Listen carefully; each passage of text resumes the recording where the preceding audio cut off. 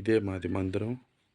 చాలామంది సబ్స్క్రైబ్ చేసుకున్న వాళ్ళు మీ మందిరం ఎక్కడ, ఎలా ఉండిద్ది అని అడుగుతున్నారు. చూడండి, అంత తాటాకే కర్రలతోటి. ఇక మధ్యలో కూడా సపోర్ట్ పెట్టాము. ఇదే మందిరం. ఇక్కడి నుంచే నేను వీడియోలు అప్లోడ్ చేస్తూ ఉన్నాను. ఓ 10 మందిగా కూడుకొని మరి ఇక్కడ దేవుడి నామాన్ని స్తుతించాలి, ఆయన్ని కనపరచాలని. కరెంటు కూడా చాలా ఇబ్బంది అయిపోయింది ఇక్కడ. అంతా కష్టాలే. మీ వ్యక్తిగత ప్రార్థనలో మీరు జ్ఞాపకం చేసుకోండి. మరి ఊరికి చాలా దూరం, కనీసం ఒక 1/2 కిలోమీటర్ ఉంటుంది. ఇది కాలువ. కాలువ పక్కనే గవర్నమెంట్ స్థలంలో మనం వేసే రేకులు కూడా ఉన్నాయి కొన్ని.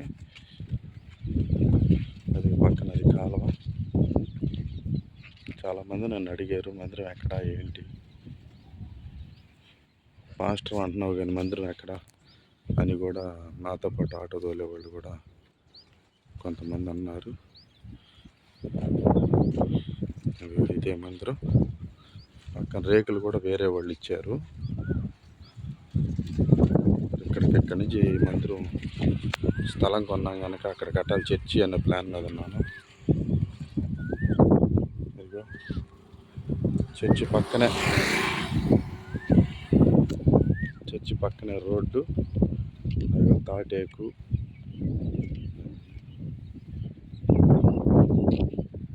నాది ఆటో. ఆటోలోనే ఇక్కడికి వస్తాము. ఇక్కడ ఒక 2 కుటుంబాలు మరి వాళ్ళు అనాథలు కూడా ఉన్నారు. వాళ్ళు కూడా వస్తారు. వాళ్ళకి దేవుని మాటలు అప్పుడప్పుడు నేను స్వార్థ అందించాను. మరి ఆటో, మందిరం ఇది. దాని పక్కన రోడ్డు, కాలువ. బాపట్ల రాష్ట్రపురం. మీరంతా జ్ఞాపకం చేసుకొని మీ వ్యక్తిగత ప్రాంతంలో. నాకు ఇక్కడ ఏంటంటే కరెంటుతో ఇబ్బంది అయిపోయింది. ఇంచుమించు ఒక 1/2 కిలోమీటర్ నుంచి కరెంట్ లాగాలి. ఇదిగో మీ ఎదురుగా గోతం కప్పని చూసారా? ఇది పంపేస్తే మరి ఎవరు పీక్కెళ్ళిపోయారు. అంతా ఇక్కడ కొంచెం ఇబ్బందిగానే ఉంది. కొంచెం జ్ఞాపకం చేసుకోండి.